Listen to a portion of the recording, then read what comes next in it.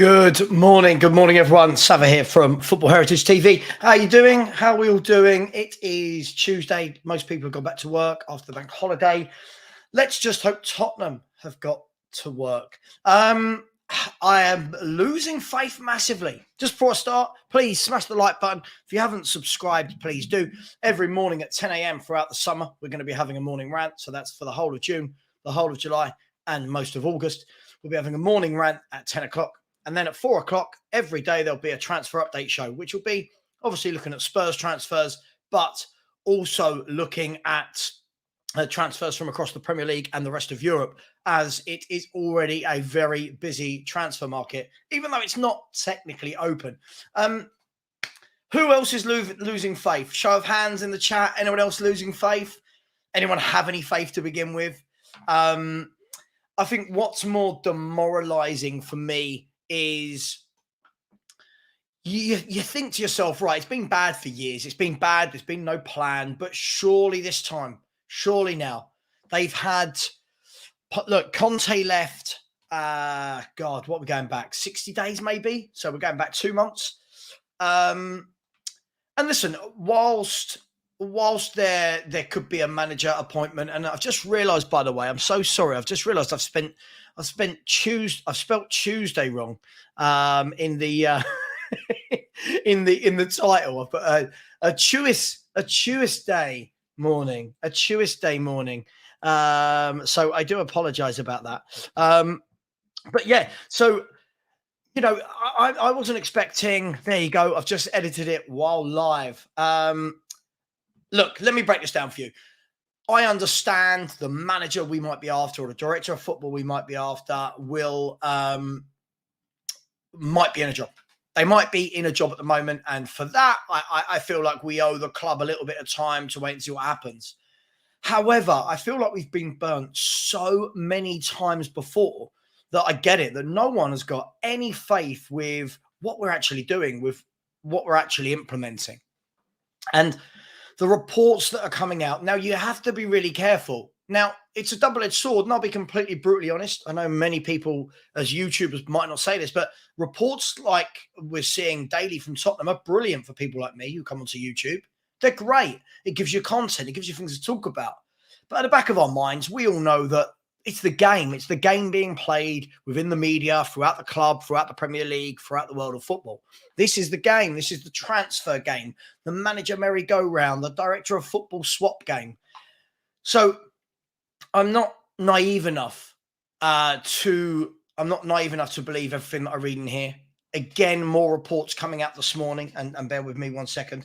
The report coming out this morning is that Marcus Krosh refused a request from Tottenham to join the club as a director of football because the position was not 100% clear.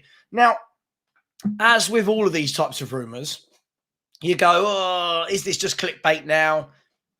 Did this actually happen? Do Spurs speak to these people?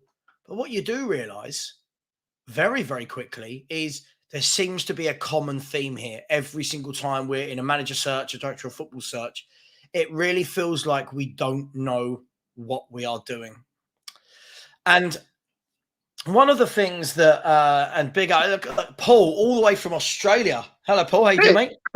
Oh, you put me on it. Oh, hang on. Got to get the kit You weren't even ready.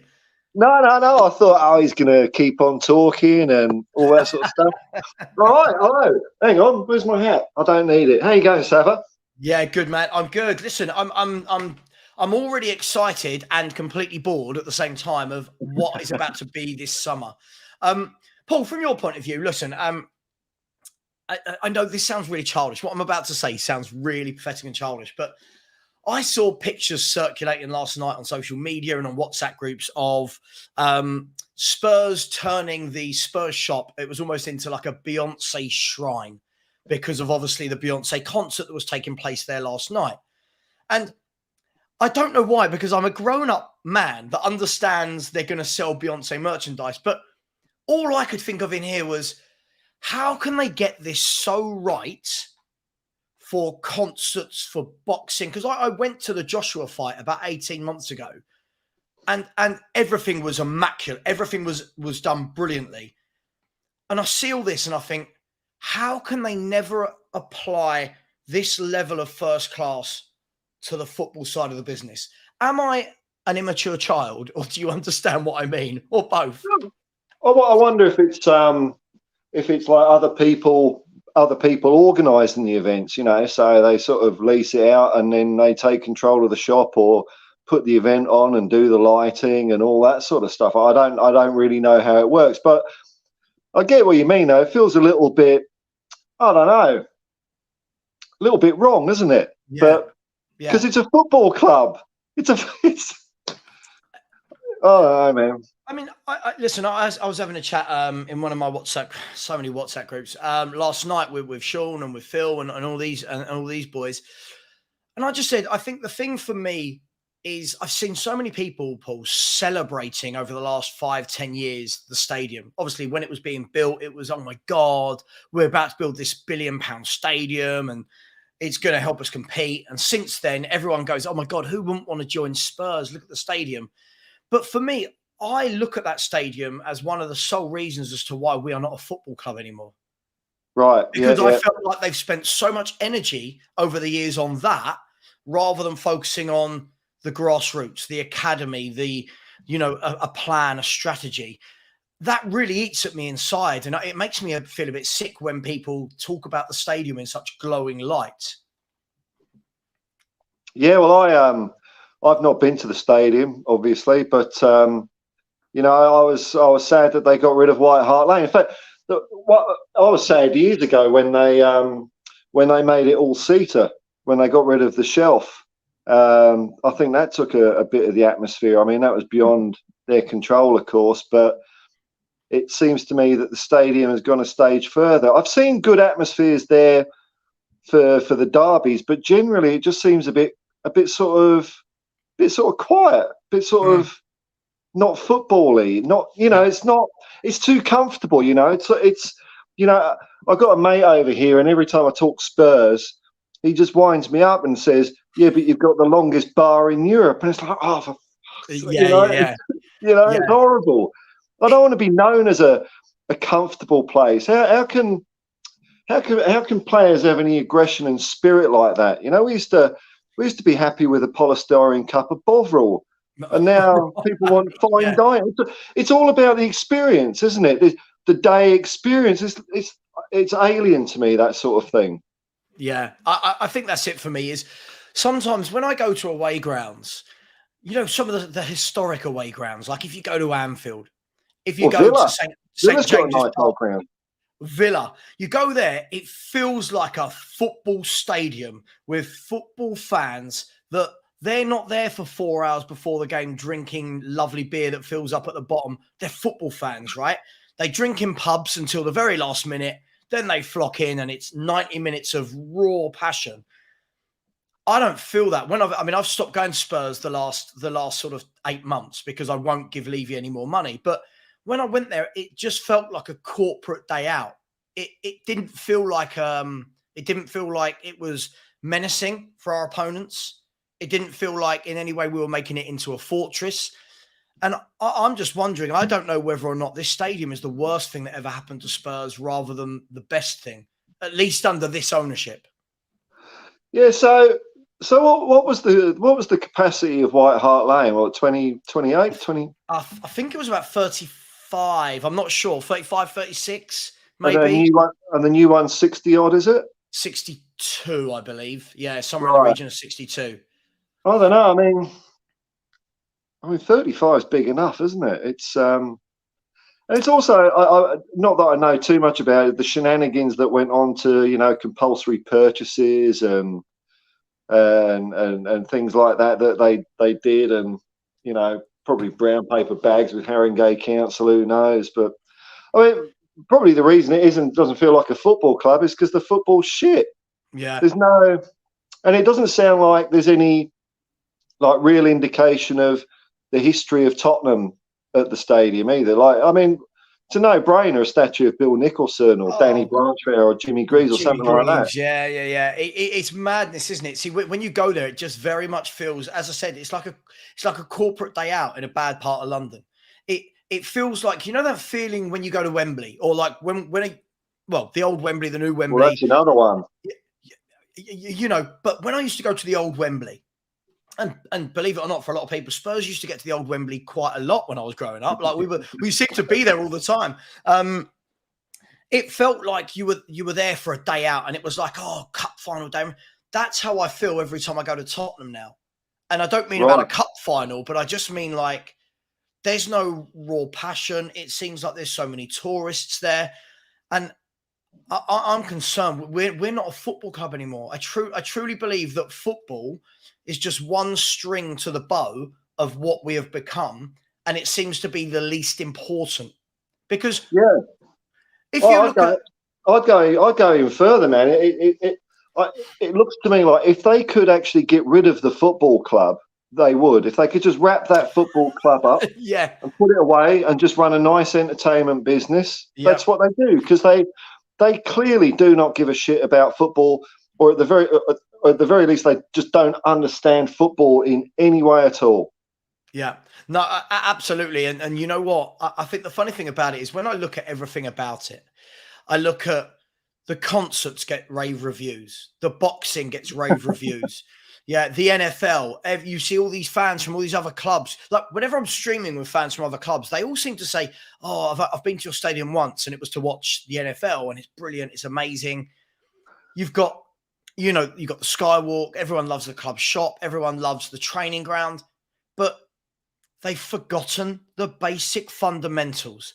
What are we doing with an academy? What are we doing with a strategy?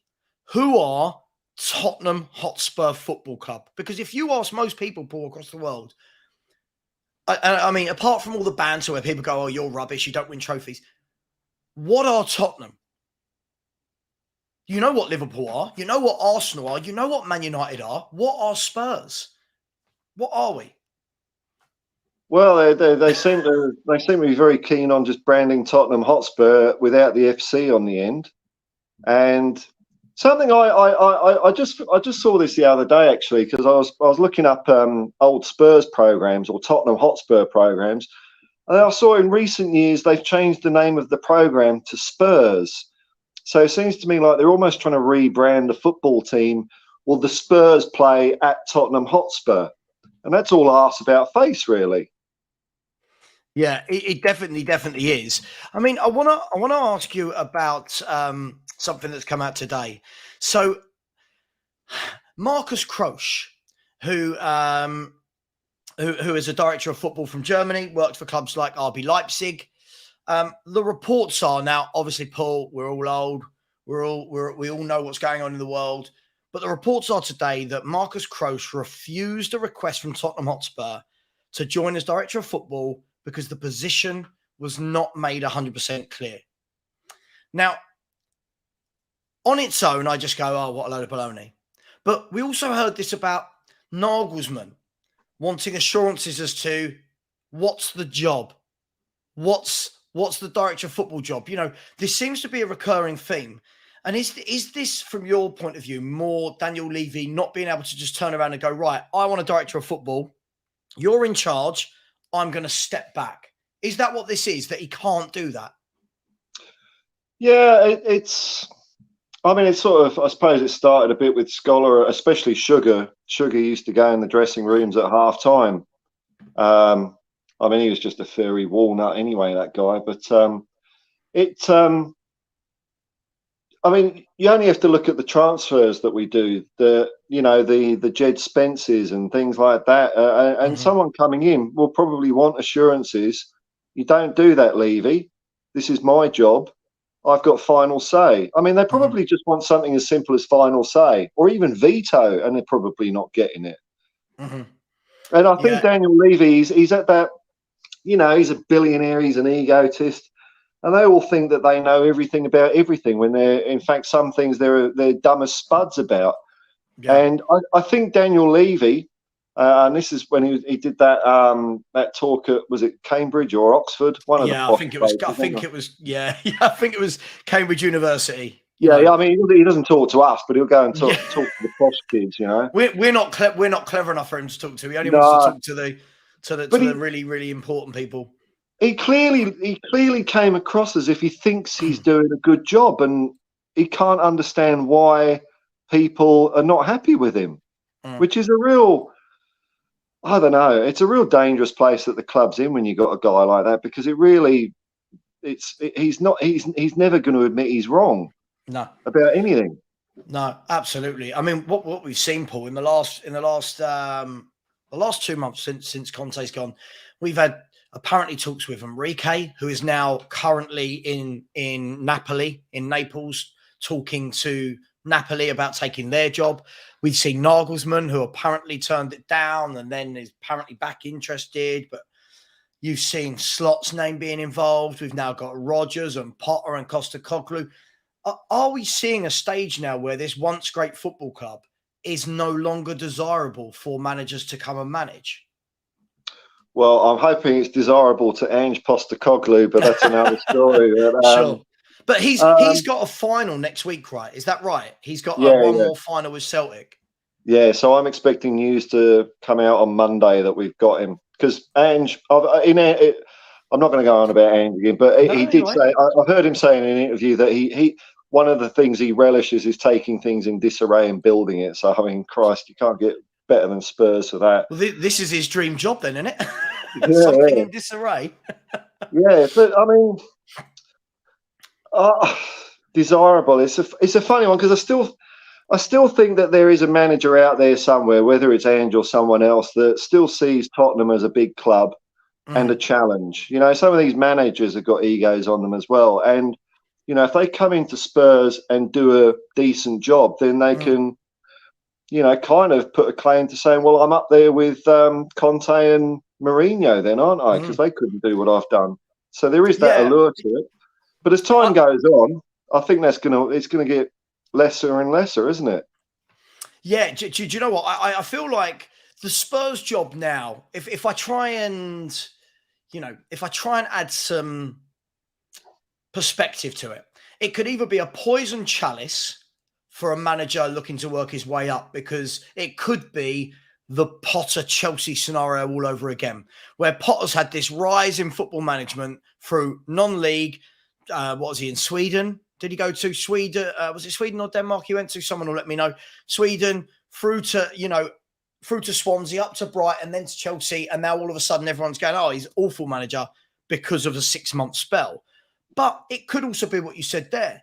If somebody like an Ange Postecoglou came into Spurs, and I'm not talking about winning things, because I think those days are dead, Paul. I'm not talking about winning things. But if he could get Spurs to a comfortable place where the fans aren't ripping each other apart, where we're not arguing every week about a manager or a director of football, where I'm not saying we're winning every week on the pitch, but we're happy with what we're seeing on the pitch.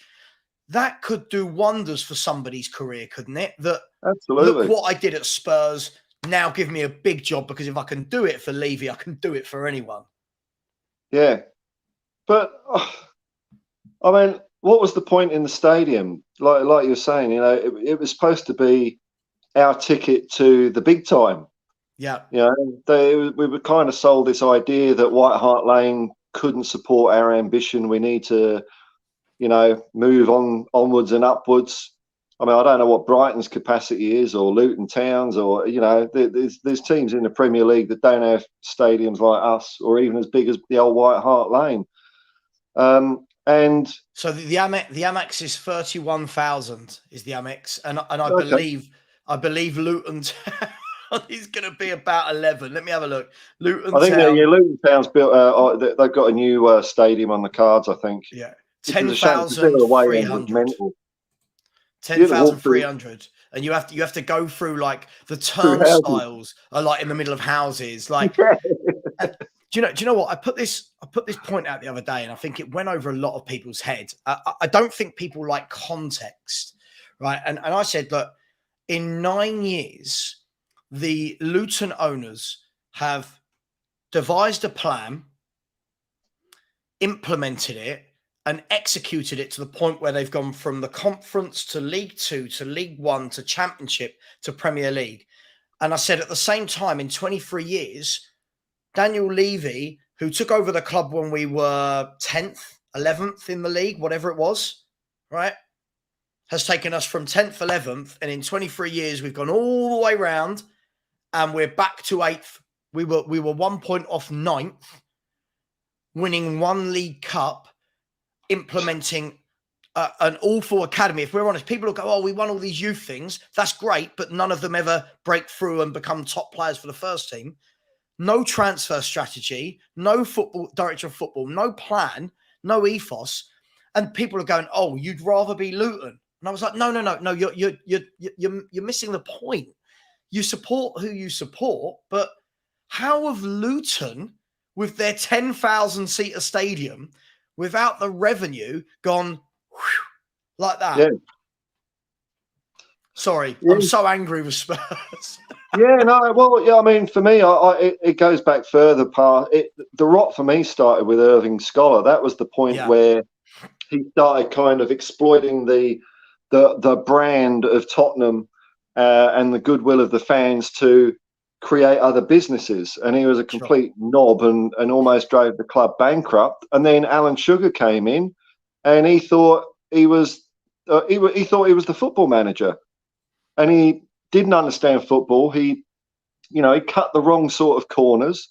At least when Scholar was there was still an atmosphere. So, like, up until, 88, 89, it still felt football-y. But Sugar just did so much to damage the culture of the club that it really, I think players feel that. I think players have got to feel there's some sort of fibre to the club. And when you've just got a cutthroat businessman, it doesn't foster talent. You can't, they're kind of like musicians, these guys. That's the way I see them. There's not much difference between a good footballer and a great musician. They're expressing themselves. It's art to them.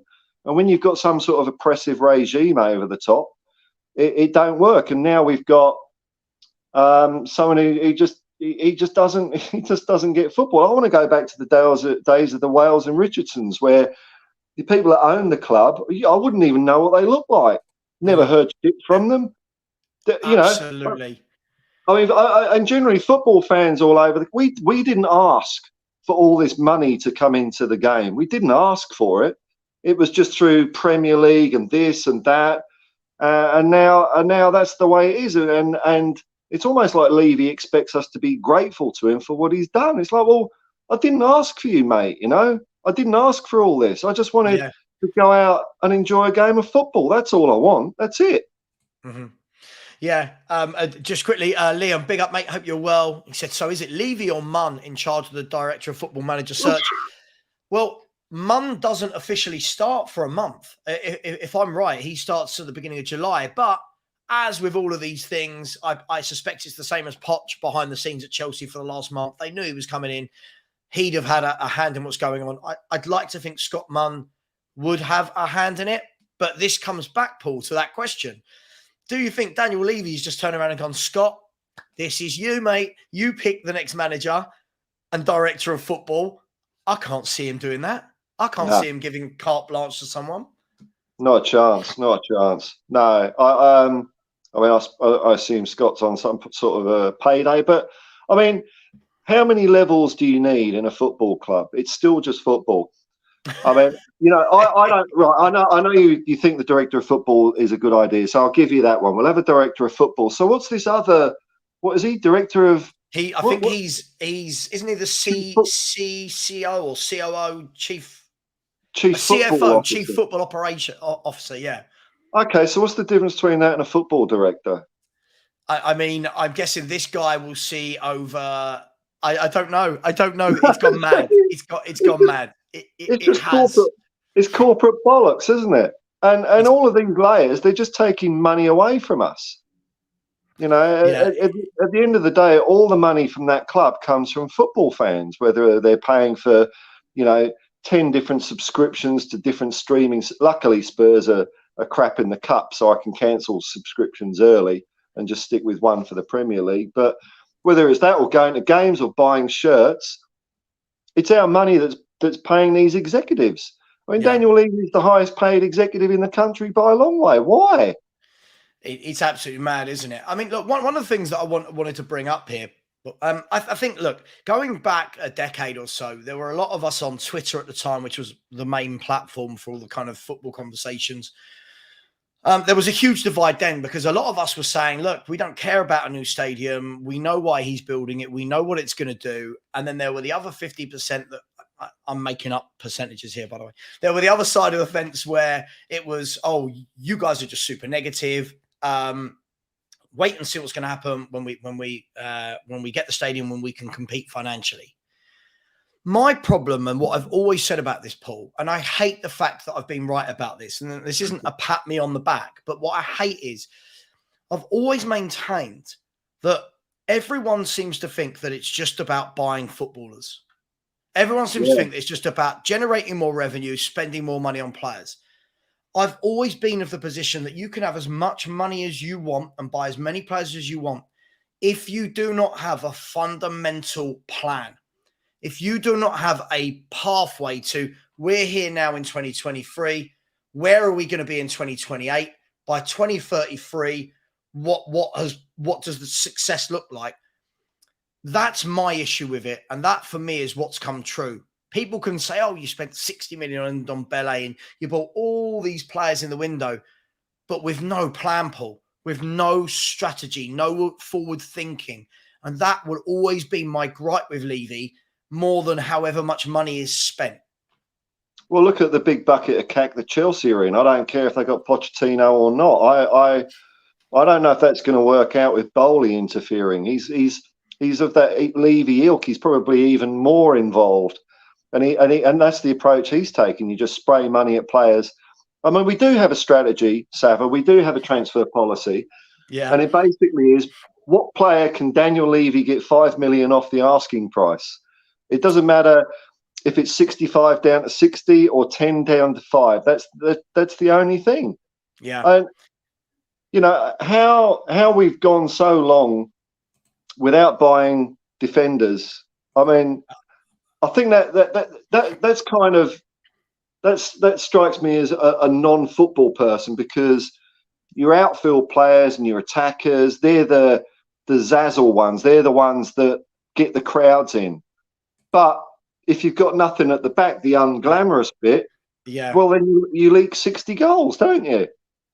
Yeah, I think that you're spot on there. I mean, I think the only difference between us and Chelsea is their owners had 1 year, and I think there's time that he can learn from that year and go, hang on, this isn't the way. Spurs have been doing this for 23 years. I do. I don't think Poch would have gone there otherwise. I think, look, at the end of the day, if you're a billionaire and you come in and you got a nice new shiny toy, there's that temptation. But listen, sod Chelsea.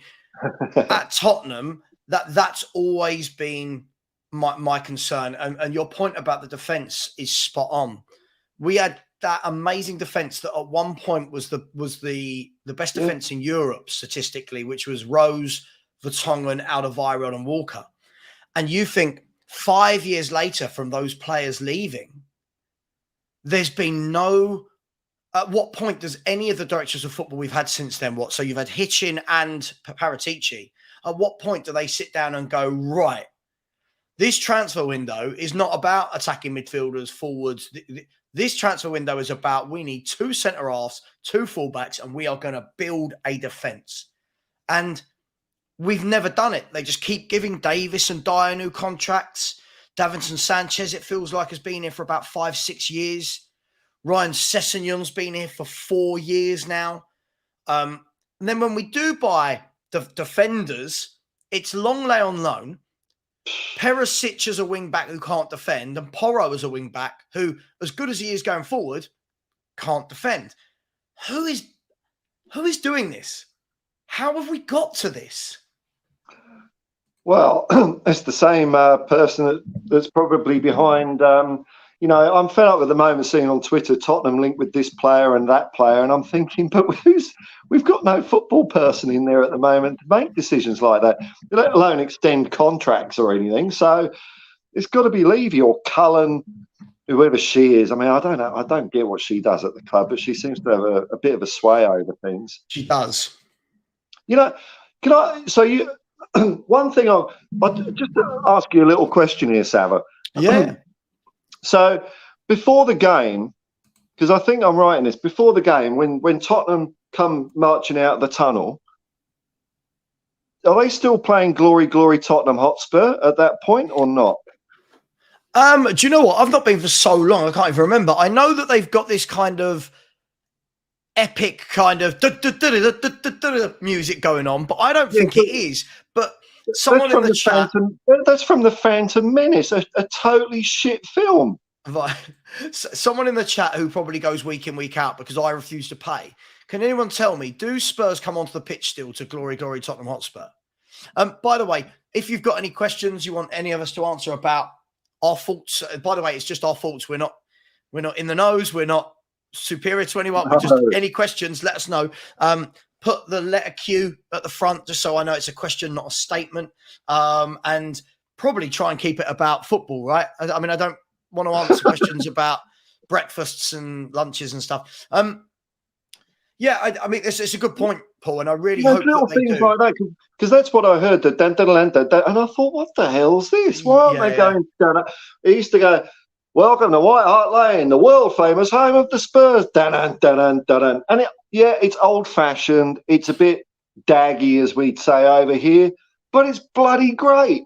And other teams don't shy away from that. Like when I'm watching Celtic, they're always playing. It's a grand old team to play for. And it sounds like it's a recording that's like 80 years old. But I don't know, it gets the juices flowing. Football is a historic, it's a heritage thing, in fact. It wasn't invented in 1992. It's been around for nearly 2 centuries at a professional level. So why? I just don't get how Tottenham completely want to, ignore all their history. It's like they're ashamed of it. I don't get that. They're the things that they're the stories and legends that you pass down. I've got 2 kids, which unfortunately they're Tottenham fans as well. I mean they're adults now, but it's too late, isn't it? But those things or little things around the stadium that would get kids asking their parents, well, who's that then? That kind of that weaves a lot of togetherness in the fan base. Maybe that's one of the reasons why everyone's at each other's throat. It's not just like Levy in or Levy out or who's the manager. It's the fact that there's nothing there to bind anyone together anymore. Like you say, it's just an entertainment arena with no blood in its veins. Yeah, absolutely. For me, I think the key word you've used there is arena. It does. It feels like we're trying to create this great big epic venue. But listen, clubs, as we said at the beginning of the show, clubs build that fear at their stadium over years and years and years. No one likes going to Villa Park. No one likes going to Anfield. No one likes going to Newcastle. Arsenal had this problem when they went to the Emirates because the Highbury was a horrible place to go to. Small pitch. The fans are right on top of the players. It's not many people went to Highbury and won. The Emirates is a bit more of a corporate environment. The fans are further back. The noise isn't as much. And we've kind of done that as well. West Ham, no one liked going to Upton Park. Upton Park was horrible. But horrible. The Olympic Stadium is now a bit of this is where they did this is where Mo Farah won some golds. I think there's a lot to be said for clubs building these new mega stadiums, but keep it football. For me, keep it football. And if you want to build an entertainment venue on the side that hosts concerts and that, do it, but not as the football stadium. So, look, I asked people to put in some questions. So let's go through some questions, Paul, if you've got time. Yeah. So the first question is, and you never know what you're going to get when you ask people to ask questions. So the internet's a weird old place, man. Yeah. So you just rattle through them, and I'm sure I'll be called a CUNT in one of these questions somewhere. So I'll just deal with it as we go. Yash Varana said, "Who do you want as the manager and the director of football?" Curious to know. Paul, I'll let you go first. I think you know yours imminently, don't you? That's a tough one. Yeah, no, I director of football, I don't care. Get who you like, whoever you want. but manager Ange Postecoglou for sure, 100%. I've followed him for over 20 years in Australia, and I was so glad when he got opportunities in Japan and Scotland, and I think Tottenham would be a great club for him, and I think he'd do a fantastic job. And I think he's a guy that could actually put spirit back in the place. If you see how he's got all the Celtic fans together, and they were in a bad old way when he went up there, I think he could do something like that for us.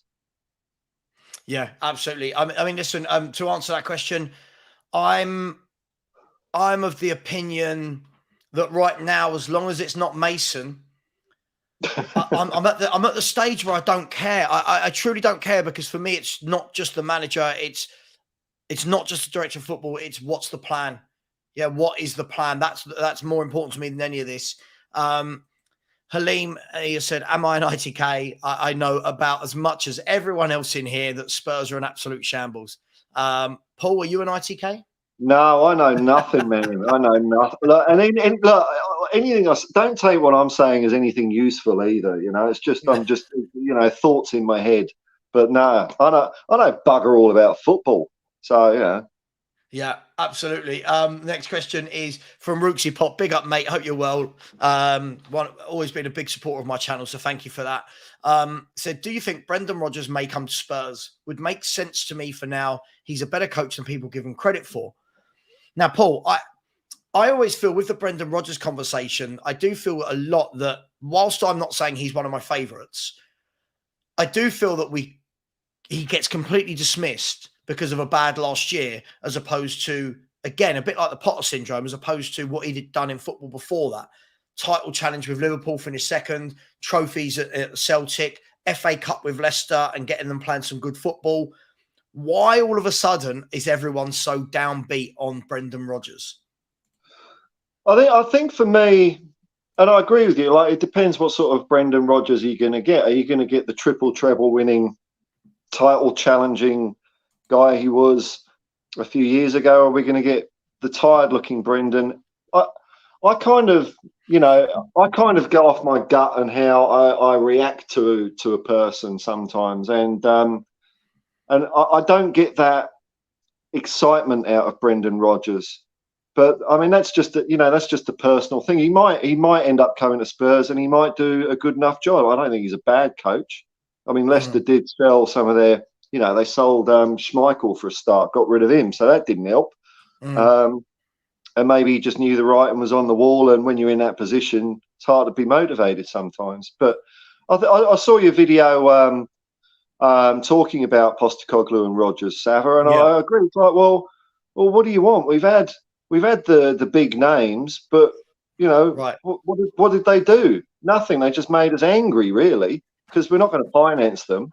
And our level at the moment is for a manager that can come in and turn shit into shinola and build something instead of buying ready-made players from Real Madrid or Inter Milan or whatever. There's another way to skin a cat in football, and I think the other way is actually more rewarding if you get it right. So I think you've hit the nail on the head. For me, this is it. It is what do we want, right? Because whatever manager we bring in now, whether it's a young manager, we've tried it. An old manager, experienced winner, tried it. Yeah, mediocre manager, we've tried it. Right now, there's no sample size to say this one is better than that one. But I think the key thing for me, as I'll always harp back to this so people are never confused about where I stand, whoever comes in is going to need time.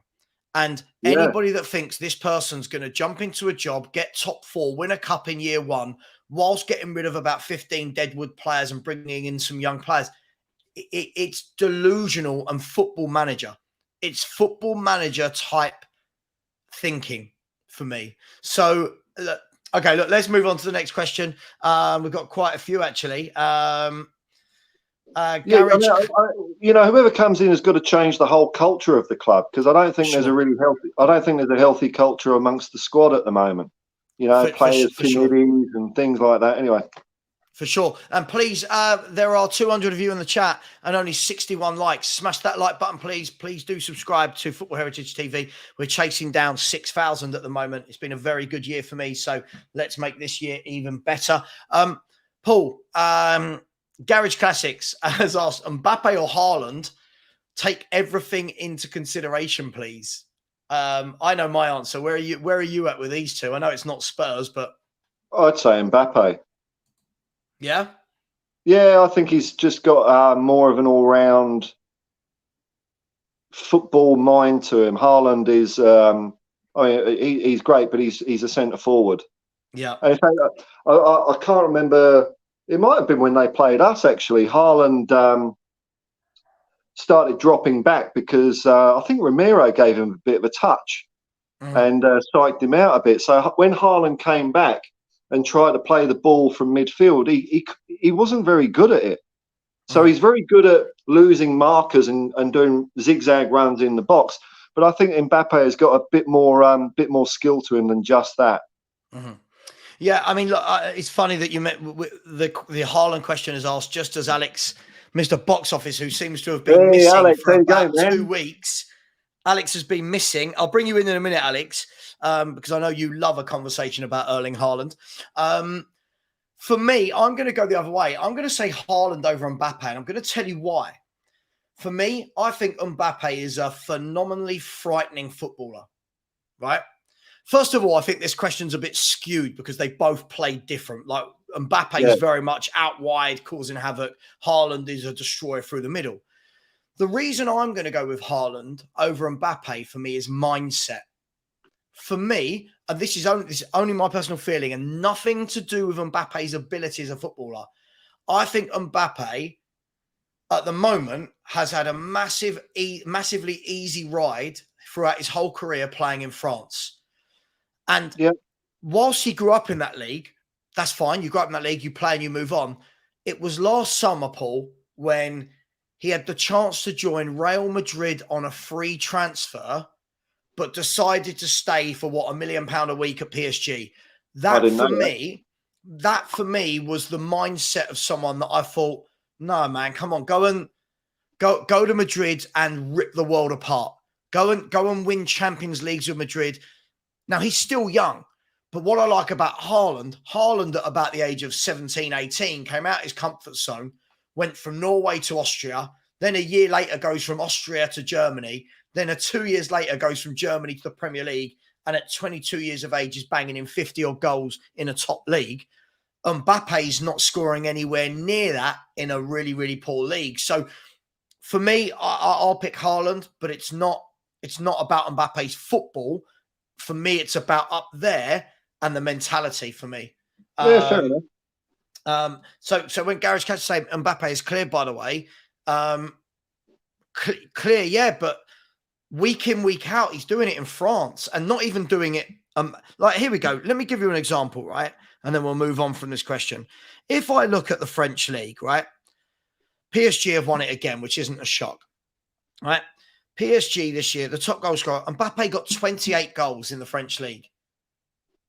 I hate to think how many goals Erling Haaland would score in the French league if he's banging in 36 in the Premier League and 52 or 3 in all competitions. So when we're saying it's clear of what? Clear of what? Listen, I'll stay adamant to that. Love Mbappe, one of the best players in the world, but you're getting it easy week in, week out, my friend. Alex, how are you, mate? You well? I've been on the beach like Tottenham players this season. I haven't seen you or heard you. I thought like we might have fallen out. You haven't responded to me. There's been no text. What's going on, man? What, me and you falling out, Savva? I know it would never happen, Alex. Life, back to reality. That's the song I'm singing at the moment because Tottenham. And I've just done a short on my channel, Mr. Box Office TV, if you really want to know, because Mr. Box Office is saving. He's saving at the moment, yeah? Not that I need to get over somebody. Go. Get over somebody, yeah? Because I don't need to get over it. Daniel Levy, you need to make yourself known, bruv. You need to make yourself known. and give me a reason to get over it, bruv. Because right now, yeah, you're telling me to get over that, bruv. You're telling me to get over it right now with Pochettino. No, bro, because I ain't getting paid, bruv. You're getting paid a lot of money, bruv, to make decisions, the right decisions, to get us over Pochettino, bruv. What you saying? What you saying, bruv? Nothing. That's what you're saying, bruv. You know what's happened now, bruv? I zoned out. I switched off. Yeah. Yesterday, I was at a dancehall event, bruv. Yeah. Because what Mr. Box Office does, yeah, he does Caribbean music, bruv. That's what he does. Yeah. Soca music, bruv. Yeah. That's what he does, bruv. Yeah. When he's zoned out, when he's switched off, bruv. Yeah.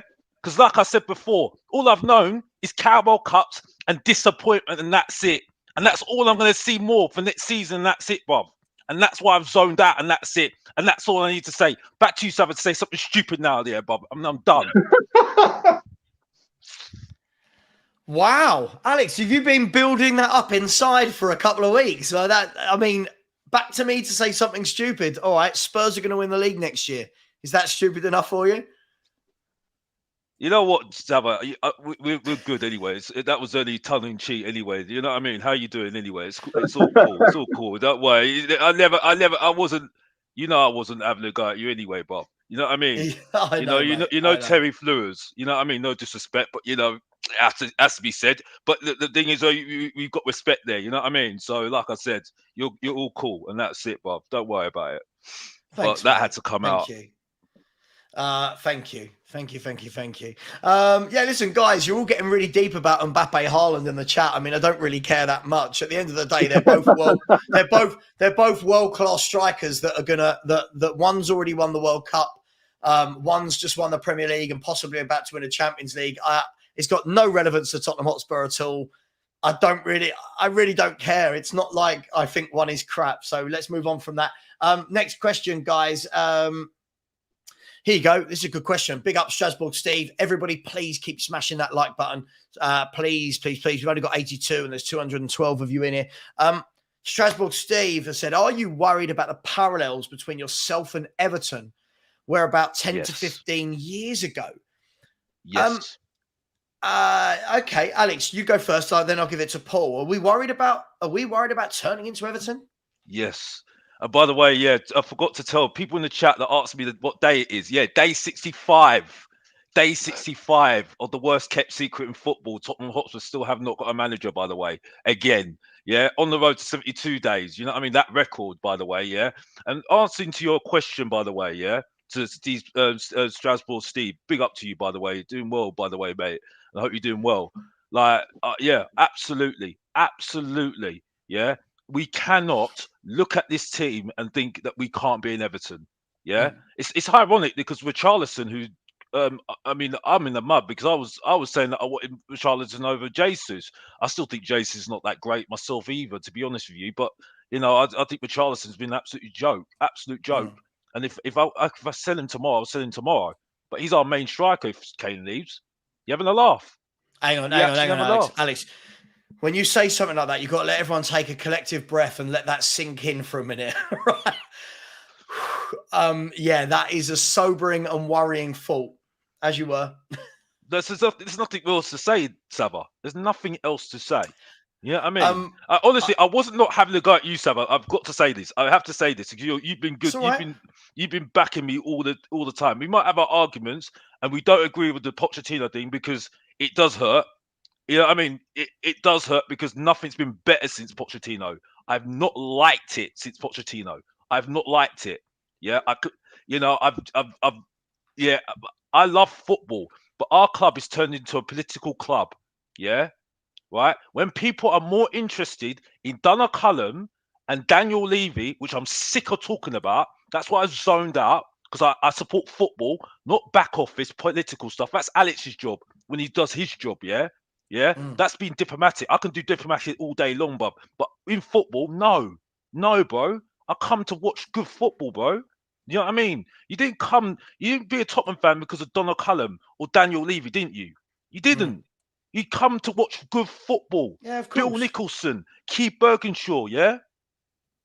You know what I'm Listen, talking about, we're on like. the same page, Alex. Listen, I think that especially with me and you, but also lots of Spurs fans, we might have different ways of getting to the point, but I think we all kind of agree where we're at as a club, right, and what we need. Paul, let me bring you in here. I suppose it's a sobering thought, isn't it, of being where Everton are. Everton did stay up, which is their lucky escape, but they have been run really badly for the last 10 years and have been in this position a few times now. Are we turning into an Everton? Are we slowly creeping that way, or is that a bit premature at this stage? I think it's on a bit of a knife edge at the moment. Like if we buy the players we need in defence, we could do better than we are at the moment. Yeah. But on the other hand, if some players leave, players get the shits, we don't buy defenders, we're going to be worse than we are now. And we don't have to be much worse than we are now to be in Everton's position. I mean, our form since the World Cup has been pretty ordinary, I think. And it is sobering because, in the 80s, it was Liverpool, Everton and us that were fighting for trophies. And Everton's gone by the wayside, and they're also building a swanky new stadium on the water or some weird thing like that.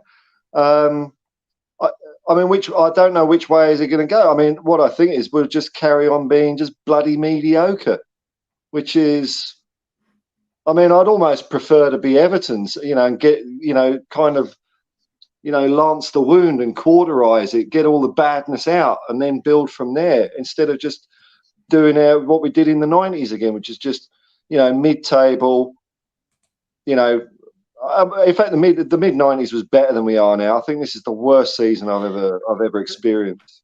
Do you know what? I think somebody yesterday said, and I can't think who it was because I seem to be streaming all day, every day now. Somebody yesterday said, as much as we all talk about the 90s, I felt connected to Spurs in the 90s because without this stadium, without the whole kind of all the Premier League money that was involved, we were a football club. And all right, we weren't in the heydays of the 60s, 70s and 80s when we were winning European trophies, but at least we knew who we were, right? Was the football amazing? Some of it was. Let's be fair. Some of the night we're talking as though all of the 90s was bad. We won the FA Cup in 91 and finished third in the league that year, I believe. If my memory serves me rightly, I'm going back 30 odd years now. I think we finished third in the league, won the FA Cup, had superb players like Paul Walsh and Gazza and Lineker and Mabbott and Van den Houw. And then Darren Anderton, man. Darren Anderton. I mean, that's what I was coming on to, Paul. In like the 94, 95, when we had Klinsmann, Anderton, Popescu, Sheringham. But now I look at this and I go, other than Harry Kane, I personally don't feel a connection with any of the players. I truly don't. I don't look at any of the players. And I know people go, oh, I love Romero and I love Kulu and I love Ben. I feel like these are people that are just here and passing by. I don't feel like this is the next generation of Tottenham Hotspur. When you see players going out on the pitch as they've done several times this season, and just looking like they don't care, walking around, hands on hips, pointing at each other, hiding from the football. They're football players. They're hiding. They're saying, "Give me the ball," and they're surrounded by people. They're not available. I mean, I see. I know what you're saying, Savva. It's hard for me to form an attachment to any player that just doesn't, whether they're crap or good, give it their best shot. And every player has an off game, and every player's a bit, you accept that. But when it's consistently 45 minutes every game, it's so hard to stomach. Yeah, I think it is. I just want to quickly do a super chat, and then we've got some more questions. I like the questions. It's good to know what people want to talk about.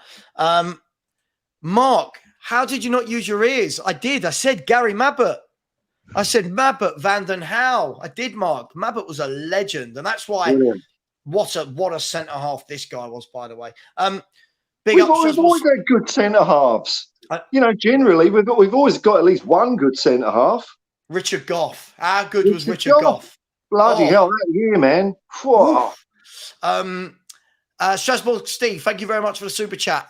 He said, thanks for making me a mod. Hope you are well. You're more than welcome, Steve. You're a good guy. Thank you for the super chat. Half of this money does go to the British Heart Foundation.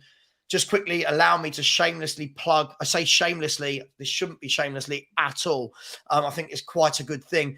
On Friday at midday, I will be doing a 24-hour live charity stream. And for anyone who doesn't think that's hard work, try sitting in front of your computer and talking about football for 24 hours and getting guests. It's bloody hard work. All of the money on that day will be going to the British Heart Foundation. There'll be a link to the Just Giving page so that you know the money is going directly there. If anyone does put it in super chats, I take it out myself and I put it into British Heart Foundation. Both my parents passed away through heart condition, so this is a really, really close cause to my heart, pardon the pun. So Friday 12 p.m. right the way through to Saturday 12 p.m. and then after that I'm going to a barbecue at Henry Wright's house, so I will be absolutely shattered. Alex, just quickly, one more super chat. Adrian Cheer, big up Adrian, said, at which point will you as a fan say enough is enough and say F it, I'm going to stop supporting Spurs, or will that not happen if we get relegated? Look, Alex, for me, I've already said F it from the point of view that I won't go. I won't pay. I don't buy merchandise. That was my way. And my way is that I come on stream every day and tell the world that I can about how bad this club is run and how bad the owners are. I went on William Hill's sports channel last week and told the world this club is awful. Alex, what do you make of this? You tell the truth all the time, Savva. I'm not having a gut. You know what you're going to get with you, and I think you're a benefit to the Tottenham fan base at the end of the day, because at least you got some truth. You know what I mean?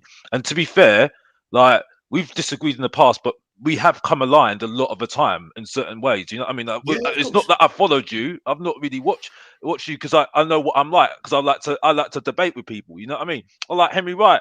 We just come aligned. It just happened, and that's it. And we know what we want. Just, I mean, you know, anybody can have a go at me. I don't really care. I don't care anymore. You know what I mean? Because I'm Mr. Box Office, the main event, and you're welcome to me. You know, you're welcome. You know, like I said on my channel, Mr. Box Office TV, which is going to do big content. We're going big. Like I said, the best, the worst, and the bang average, top 5 coming soon. Like I said every single time. But like I said, you know, I will always be a Tottenham supporter, but I'll just switch off. Like you said, you didn't hear from me for 2 weeks because I switched off my my WhatsApp. I said there, put in my archive, quiet, don't look at it. You know what I mean? Do not look at it, because I like sat there and thought we're all saying the same thing we said 2 years ago, 3 years ago, 4 years ago, and I'm now 35 years old. You know what I mean? You know, time goes. You know, you ain't got time for it anymore. You know what I mean? It's like I am so worried about this club next season, because I think we are really in massive trouble. Harry Kane kept us afloat so badly last season. And the thing is, though, I didn't even need stats to tell me that, bro. I was seeing it myself. You know what I mean? And people were saying to me, because this is the thing, this is why people need to respect Mr. Box Office, because I said this all last season. Yeah. Everyone was talking to me, telling me this guy should not be on streams, because he chats nonsense. Well, they're saying the same thing I'm saying this season now, bro. So work that one out. Do you know what, Alex? I think that's one of the biggest things for me is what everyone is saying now. I feel like some of us, like people like me and Pete, for example, me and Pete were in a Twitter private group called Levy Out over a decade ago. And back then, everyone was like, yeah, everyone will finally see what we say. And everyone was like, no, we're great. We're brilliant. We're doing this. We're doing that. 10 years later, when you get to that point, there's no relief that people now agree with it. It's just like, how did you not see this back then? Like, how is it taking this for you to see? But Paul, just quickly, is there an effort moment as it goes to supporting your football club? I can tell you when I actually had one. Go for it. Yeah, when the Super League happened, when all that came out for about 24, 48 hours until it was all wrapped up, I thought, well, I don't have a football club to support anymore, because there'd be no Premier League, no FA Cup.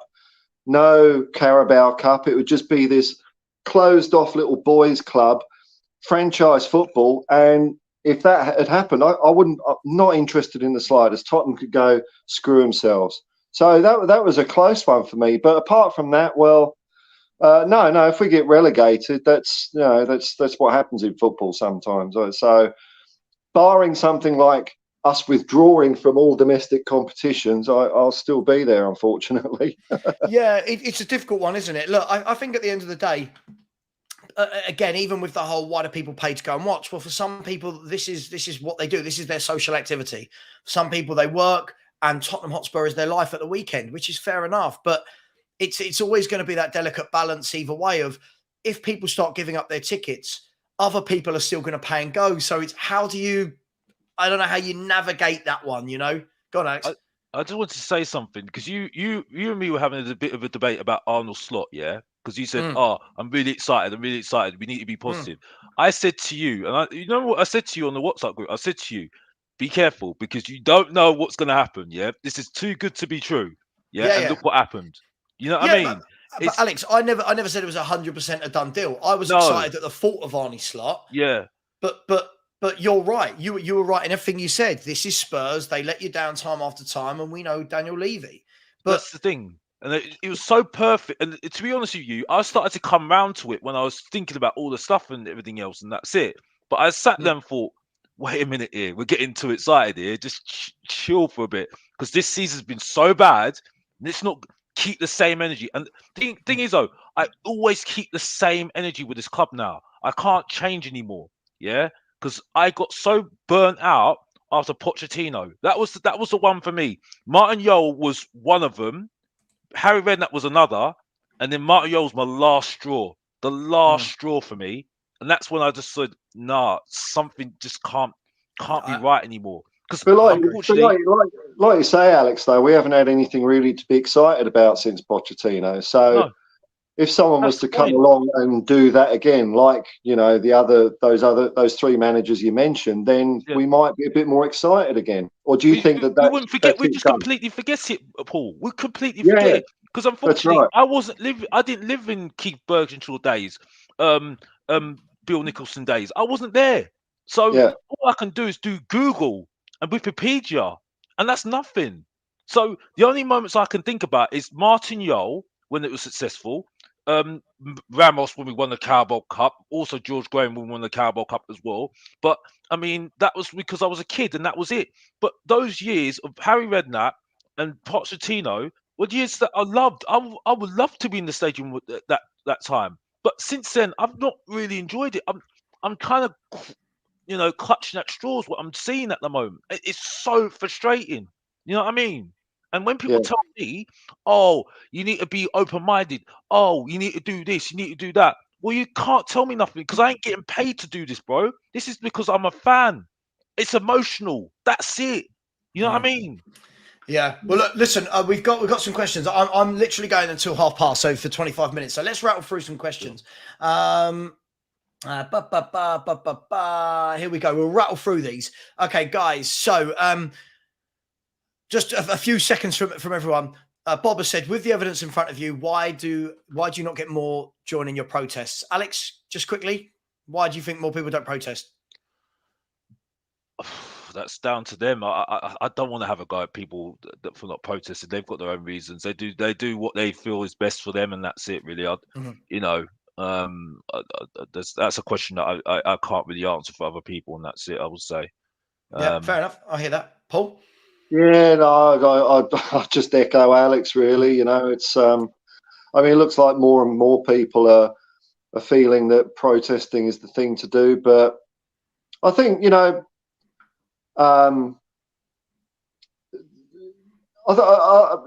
I've heard other podcasts talk about ENIC out or whatever, even though they've come on board now, like I heard the Fighting Cock say, well, if you're ENIC out, stop going on Twitter and calling people wankers. It's that kind of thing. And I think that you can attract more people with a bit more love, if love and spirit than piss off. If you're ENIC in, you're a whatever, all that sort of stuff. Just just let people find their own way into it. And and when they come over, just don't have a "I told you so" attitude. Just welcome. So better late than never. Yeah, I think. Look, I'll just give one quick bit on this. For me, Bob, the reason why I don't go to the protests is for the very same things that Paul and I were talking about earlier. That I don't believe that we're actually protesting against a football club anymore. I feel we're protesting against an entertainment business that I don't believe they're going to give up until they're ready to give up, because football is only one string to that bow. Whereas I feel when other clubs have protested, like when Newcastle protest, Newcastle United is a football club. That's all they are. They're not an entertainment venue. They're not having concerts. They've not got Formula One, boxing. They were getting the owners out from a football perspective. These owners own a global empire now at Tottenham Hotspur, and I believe it's going to cost about 4 billion for somebody to buy the whole thing out. So for me, that's why I just feel like it's futile. But at the same time, I don't knock anyone. Alex, I don't knock anyone that does protest. Big up to those guys. They are fighting the good fight. I'm just not sure in the long run that getting out billionaire owners works like that. But it is what it is. We've gone from hosting Frank Bruno versus Joe Bugner to Beyonce. Oh, mate, it's madness, isn't it? Savva has said, Savva, you must be speaking to many people in the Spurs community. What's the overall percentage of people who still support this regiment? Are we still the minority? I mean, I can hazard a guess. It's difficult, right? Because a lot of the people I speak to are going to be on the online community, right? But I mean, Alex, just quickly, you still go to games. Do you feel that there's a feeling, a shift in the feeling towards the ownership this year? I think for me it's growing, but at the same time, I think there's certain people that it's not as they go because they support the club, but they go as a hobby. You know what I mean? Go and see their friends, and that's it. And that's nothing wrong with that. That's the thing that I get. You know what I mean? It's just a normal routine for them, and that's it really for them. I think it has to get very, very toxic for them to change their mind. You know what I mean? And make a stand. You know what I mean? Their breaking point hasn't been met yet. You know what I mean? And that's it for me. I mean, my breaking point's already been done. I think I don't know if I mean I haven't got a season ticket, so but I don't know whether I'll buy tickets next season. I don't know because I think I am wasting my money, to be honest with you. I just did certain games and that's it. But I don't know. It's a difficult question, that one.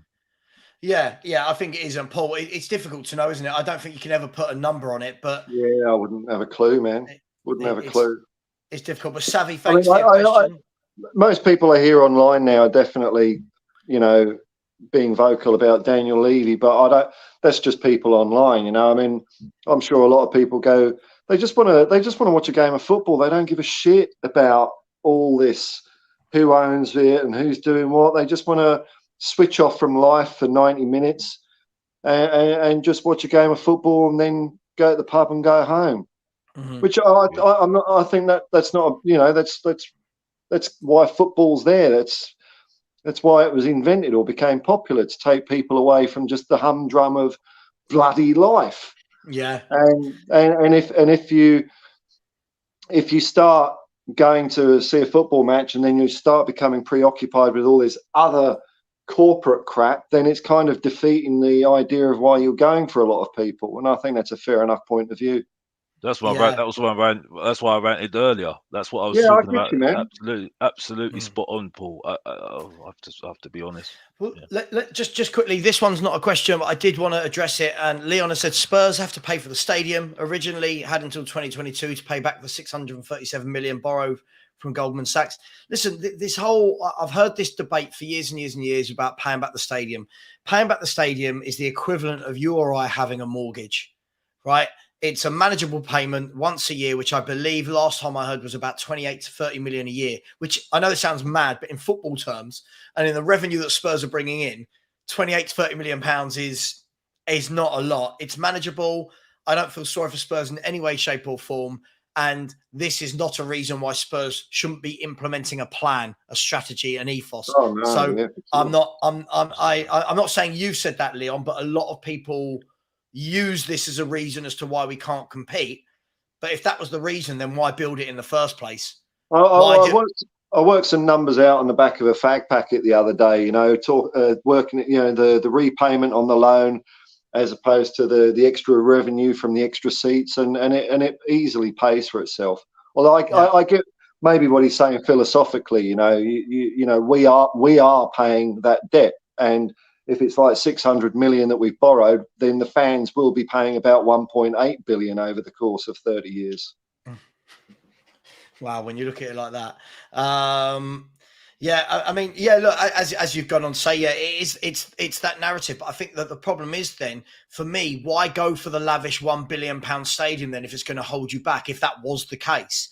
If that was the case, just increase White Hart Lane from 32,000 to 48,000, keep it as a football stadium. All right.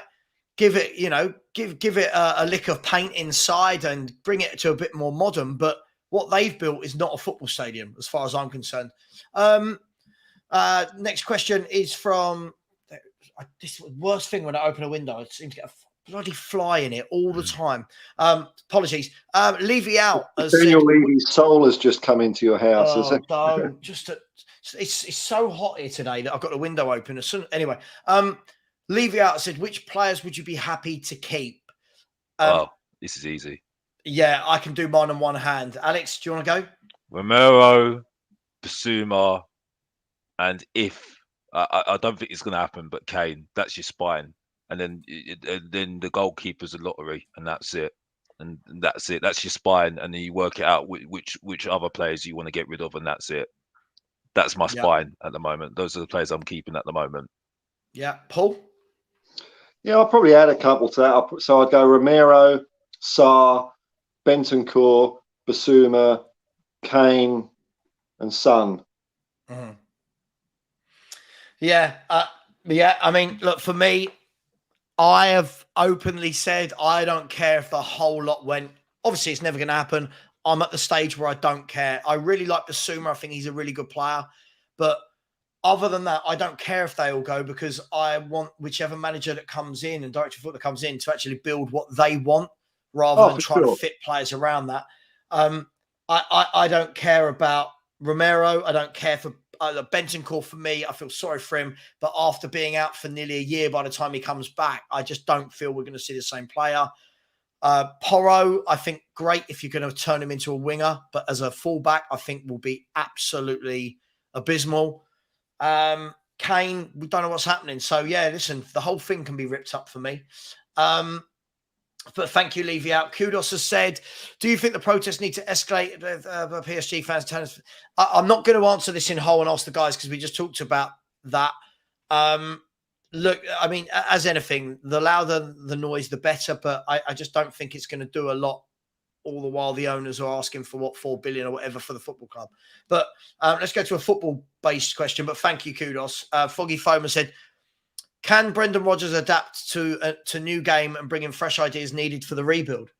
Guys, I'm going to ask you this just really quickly, one sentence kind of each, but couldn't you replace Brendan Rodgers' name with anybody there? Like, isn't that the same for anyone joining this club? Yeah.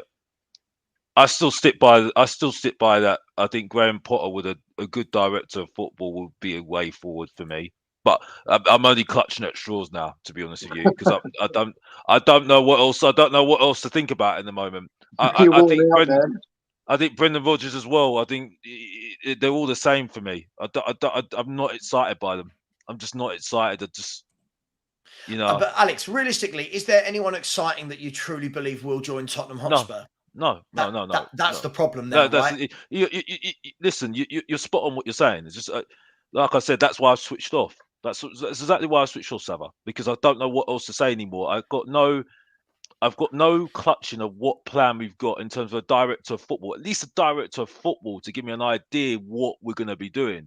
But at the moment, I've got no idea. So yeah, I think that question is valid from what he said. Yeah. Yeah, I mean, Paul. Yeah, maybe he could, but not as good as Ange Postecoglou. I think Ange Postecoglou would get even Alex excited. I mean, yeah, I do feel like Ange Postecoglou is being really disrespected. I just feel like if we look back to Poch, for example, who is now massively craved after, I didn't see anybody at that time asking for Poch, knowing anything about Poch.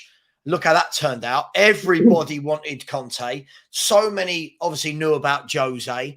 You know, maybe it could be a good thing that it's somebody who's lesser fancied, so to speak. Maybe it could be.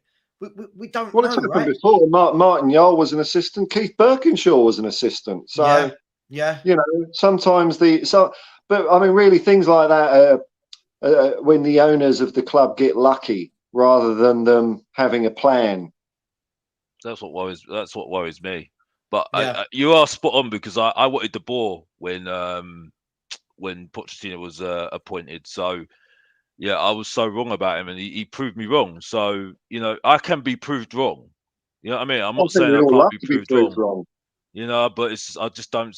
At the moment, I've just got no inkling of it. I just can't do it anymore with them. So, you know. Well, Brun has said, big up Brun, has said, how many years do you think it will realistically take to rebuild Spurs? Personally, I think you need to start over with a new approach, focusing on young talent and building them up. For me, I think the one word there that you've got wrong, that everyone gets wrong, I think Alex has heard me say this a million times, is rebuild. I don't know what we're rebuilding from. Like, rebuild is when Man United have won league title after league title after league title, and then that Ferguson goes win and they've got to rebuild. I think the question is, you know, how long is it going to take to actually build something? And for me, it's going to be years. It's going to be years. There is so much wrong at this football club and so much that needs to be implemented. That's all I'll say. Paul? Yeah, I agree. I don't think it's a rebuild either, because we've got nothing to start with, really. Nothing that gets you excited. I mean, like Alex has been saying, I haven't been excited watching Tottenham for years, and this year was just so wearing and abysmal. I mean, optimistically, I think if you have the right recruitment, it could be actually quite quick, because I think if we actually had some defenders in, that would spread through the rest of the team quite quickly, and we'd be on a firm foot. But I don't believe that's going to happen for a second. We're going to give Eric Dyer a contract extension, and that's the end of that. So it's just going to be nothing. We've got 8 weeks, I think 8 weeks or something like that, or 10 weeks to the new season or something like that. Someone can correct me. And we've got so much work to do. I think I listened to either it was Alistair Gold or Chris Cowlin, and they said it all, and I was like, yeah, we're in massive trouble. Honestly, massive trouble at the moment. I agree with you. Guys, we've got 10 minutes left, so I'm going to rattle through these. Now, there's 3 here that I'm going to read out that are all on the same subject. So the first one is, Rafa said, do you think there is any chance that Kane will stay? I don't see him leaving the Premier League. Off the back of that, Simon's asked, if Kane does leave the club, should we then sell Richarlison as well and use the funds to recruit? I'd like to sign Mitrovic from Fulham, guts and experience. And then Ron has come in and said, would you rather sell Kane for 90 million or let him go free next season? Just really, really quickly, I don't want this to be a whole Kane debate for ages, but Alex, Harry Kane, is he going to be a next season? Would you rather sell him than let him go on a free? And if he goes, should we let Richarlison go as well? I would sell Harry Kane, even though I put him in my spine, because you get 90 million. That's a no-brainer, and I'll sell Richarlison as well, because I think he's useless as far as I'm concerned, and that's it. Mm-hmm. Okay, Paul, your thoughts on Kane?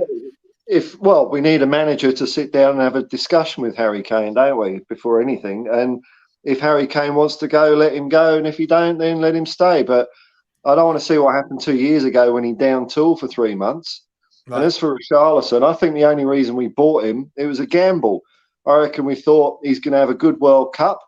His value will go from 60 to, say, 80 million, and we'll flog him soon after. And that didn't work out because he's a pretend footballer. Yeah, absolutely. I mean, look, from my point of view of Harry Kane, this is all down to what he says. If he turns around this summer and says, I am not signing a contract, you've got to sell him. You've got to sell him. I don't want him for one more year for the sake of having him for one more year. That's greed on our part. What's best for the football club would be starting the new build, the new project, whatever terminology you want to use, with players that are going to be here for the long term. Whether that's Richarlison, whether that's a different striker coming in, You've got to do that. You can't have 1 year with a guy that you're going to build your team around, and then the year later you go, right, scrap that. Let's start a new. You can't. But so yeah, I mean, for me, it's not so much about whether it's 90, 80, 100 million. I just think it makes terrible business and football sense to let him go on a free for whatever happens. Thank you for that, Strasbourg Steve. Big up for another super chat. Thank you so much, mate. I said, Savva, I will sit with you for 24 hours talking about football for sure, mate. Gutted to hear about your parents. Yeah, listen. I've dealt with that internally. It's all good. Spurs being crap kind of overshadows that, really. I'm joking. But listen, thank you, Steve. You're more than welcome to join on Friday for as long as you want. We have also got Leon has come in and said, by the way, Everton went from Benitez and Ancelotti to Lampard and Dyche. Just saying. True, but it wasn't like Benitez or Ancelotti did anything at Everton, was it? But Benitez and Ancelotti jumped out of the frying pan, quickly. I think they realised, hang on, this is, Ancelotti went to Real Madrid, and I don't think, if what you're saying, I don't think anyone's suggesting we get a Lampard or Sean Dyche. Not from what I've seen. I've not seen either of those two names mentioned. Where are we? Let's get rid of that one. We'll get rid of that one. Jamie Allen, thank you for super chat. I said, are Spurs looking for a director of football? Shake my head. Yes, we are, Jamie. Unless they found it and not announced it yet, we definitely are. And beggars belief, to be honest with you. Philip Schofield's out of the job, isn't he? Let's get him in. Oh wow! I'm not going to go there, but yes, I've seen. I wouldn't go there either. We got 6 minutes left. Just quickly, Josh Gaynor said, "Who would you like to sign in the summer, and what area would you like to improve?" I need a manager first. I think defence is a huge problem. I mean, do I speak for all of us when I say a director of football, a manager, a goalkeeper, a defence, a midfield, and some more forwards? Would that be fair? I think that's important, but at the same time, I think you need to decide what that spine is first, and then get the players in that connect well and have the chemistry with those players. Because at the moment, our recruitment has not been correct in terms of making sure the players that we've got already connect with the players that we're bringing in as well. You know what I mean? And that for me can only be sorted first, and that's it really for me. You can have this stats system and everything else, but it's the people that are dealing with the stats and analyzing those stats, and then looking at how they are as people. They connect with the other people that we've got at the moment. That's going to be the crucial thing at the end of the day. You know what I mean? Everything is crucial when we put a team together, so the chemistry works well, and that's it. And that's how a team grows as well, and that's it for me. And I don't see it happening with Tottenham at the moment, and that's what's really concerning for me, and that's it. Oh, that's absolutely right, Alex. Like this is the thing where, these money ball teams or statistics. I hate statistics. I don't know what XG means. I never want to know. When you looked at a manager like Keith Birkinshaw, he was assembling not just skills but personalities together. And compensating for weaknesses in some players with strengths in others. You don't get that from a spreadsheet. Yeah, I agree with you. I think there's a place for some stats in this day and age, but I don't like it when football debates are decided by stats which are ever moving. And, like I see people do, they'll bring up like 4 or 5 midfielders from different clubs and bring up their stats of passing, their stats of defensive clearances, tackles. And the difficulty for me is if you take those 5 players, for example, they're all going to be playing in different styles, different setups. Some of those teams are going to be more defensive. Some of those teams are going to be more attacking. Some of them teams are going to be at the top of the table, some at the bottom of the table. So the stats don't marry true because they're not all playing in the same team. So I do find stats slightly not confusing, that's the wrong word, frustrating. And the expected goal stat is got to be the most frustrating, pointless stat in football. When people come on and go, Spurs today, well, we were really good today. Our XG was 2.3. What does that mean? How can anyone tell you your expected goals? You score, or you don't, right? That's your expected goal. It's just, pressures in the final third, and like, oh, come on, like. And stats don't tell you anything about the character of the player, and they don't tell you under what circumstances were they doing those things. Was it when it was under pressure, when we needed something, or not?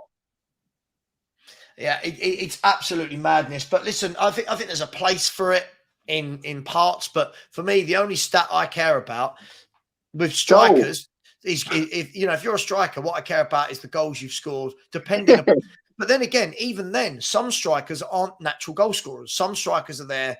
Like, for example, if you look at a Bobby Firmino's game, yeah, he'll grab you 10 to 15 a year, but his game isn't a 30-goal season striker. He's a link-up player. He'll drop deep and link up. So when people go, oh, he's only scored 12 this year. Yeah, because that's not his job in the team. People don't. Anyway, guys, we have only got 2 minutes left. I'll see if there's any last questions. Next Level English said, Savva, do you have anything positive to say? I love it when people throw this at me. I absolutely love it when people throw this at me, because you get two types of people in life, right? Well, probably more. But you get the people that could sit here in front of you right now going, guys, don't worry. I am pumped for next year that we're going to get a brilliant manager, brilliant director of football. We're going to sign 7 top-class players. I truly believe we're in a title race. Then you get people that want to sit in front of you and go, okay, well, let's look at the actual factual evidence. We're in a mess. Next Level English. And I don't know who you support, but if you don't think Spurs are in a mess and it's not worrying, I can't help you with that. I can only present the evidence that is clear for people to see. So the next level, should you just lie then? Should you just lie about what he's feeling just for your viewing pleasure? I'm not being funny. Savva's just being honest. You know what I mean? I'm going to be honest as well. You can have a go at Mr. Box Office. Don't have a go at Savva, because Savva's good for the YouTube community, by the way. Yeah, and he's backed me all the time. Yeah, so if you want to have a go at somebody, have a go at Mr. Box Office, because I could take it all day long. You know what I mean? I can take it all day long. The main event can take it all day long. The Festival of Truth can take it all day long, and that's it. And that's all I need to say. Because that's my boy Savva, by the way. Well, if you want to know, and that's it. And you can stop having a go at Savva all day long. You know what I mean? And that's it. Back to you, Savva. Make yourself known, and that's it. I'm done. To be fair, I don't think Next Level English was, but you do get a lot of people in chats that are like, "Oh my god, everything's negative." Just quickly, we've got 60 seconds left. People, put in the chat, seriously, what's the positive about the football? I don't want to hear about a training ground. I don't want to hear about a stadium. I don't care about all that. What's the positive on the football side? The only positive for me is that so far, Harry Kane has not left the club. If I'm honest, that's the only thing I care about right now. I think we need a brand new midfield. I think we need a brand new defence. I think we need... Look, Danjuma and Lucas are going. Kulusevski might not be... We need new forwards. Right, we need a number one. We haven't even got a number one. Lloris is going. Like, it's what do you? My positive is that whenever I check Twitter in the morning, there isn't a picture of the Tottenham corner flag with a club statement saying we're not interested in Ange Postecoglou. So I still have the Ange Postecoglou dream. He's going to be bounding down the M1, armoured van. Because he needs an armoured van to carry all his medals around. And that's what I'm pinning my hopes on. And bugger it, I'm going to dream for a bit. It's the only excitement and fun I get out of this club. Yeah. And I think the fact that Spurs fans have been celebrating so much that Arsenal failed to win the league tells you how little positives there are in our own club. Right. I don't give a shit about that. I really don't. I think that tells you where we are. Look, guys, look, really enjoyed it. Everybody, we'll be back tomorrow at 10 a.m. for another rant. And obviously, as the rants go on throughout the summer, there'll be more to talk about because of transfer news, because of new managers, new directors of football. For anyone who is interested, I'll be doing a live transfer show at 4 p.m. today. That's not just for Spurs. That's transfers across Europe with all the latest news from the likes of Romano and Ornstein, etc. So if anyone wants to join that, please do. Paul, thank you, mate. You've been absolute star. Thank you very much. Thanks for having me on, man. That's fun. Mate. Always. I just believe these YouTube channels should be for everyone who's real, right? I don't ever want to be a YouTube channel that only gets on famous people and, and people who are with 100,000 subscribers. I feel it should be for everyone. So male models like myself. Absolutely, mate. Absolutely. Keep repping for the male models. Alex, thanks, mate. Are you back? Are you around? You doing bits, or are you going to go back into exile like Bane? Listen, I was doing things on my channel. I've done something. I've done a short on my channel about the Pochettino thing just to get off my chest, and that's it. And I'm still working at it. I switched off Tottenham, yeah, but I switched off, the fans, just because I need to just get on my own life, and that's it. But I'm still around. Mr. Box Office has not gone nowhere. The good, the bad, and the bang average top 5 is still working on. Mr. Botsford Leash is always going to be around every single time, and that's it. And there's going to be new shows as well, less reactive chat content and everything else, and that's it. And you see a different side of me, refresh, reset, restart. Tottenham should be doing that, but never going to do that, and that's it. And you'll see me on the beach somewhere, Savva. You know what I mean? Like some of the Tottenham players have been this season. You'll be having a margarita with Eric Dyer. Exactly. Yeah, definitely. I think next level English, Savva, you need to look at the camera in your videos. You do realize that when I'm doing this, right, I'm also trying to look at the comments. I'm trying to look at the background of everything that's going on in terms of my YouTube studio. Listen, mate, I don't need YouTube advice from you. You've come in. That's 2 now that you're starting to prod at me. I've seen people like you. Alex, what I'd love nothing more than be to see you on a beach one day. That is my dream. I'm looking forward to that. All oiled up and flexing those pecs. On that note, I'm sorry. I'll look at the camera. You're going to leave us with, is it? We're going to leave us with Alex oiled up on a beach. Thanks, Savva. There you go. You're welcome. I'm here to bring gifts. Thanks to everyone in the chat. As I said, please don't forget we've got the 24-hour live charity stream starting at 12 p.m. on Friday. So join us at whatever point you want for that. There'll be a lot of conversation about all football, not just Spurs. Last time there was a whole hour talking about what is a chocolate bar versus what is a chocolate biscuit, which got really good comments, which was strange. And yeah, please subscribe. Help me get to 5,000 to 6,000. Subscribe to Mr. Box Office. Much love. Take care. And as always, here is a video of a team winning a trophy. And here comes Hurst. He's got some people are on the pitch. They think it's all over. It is now.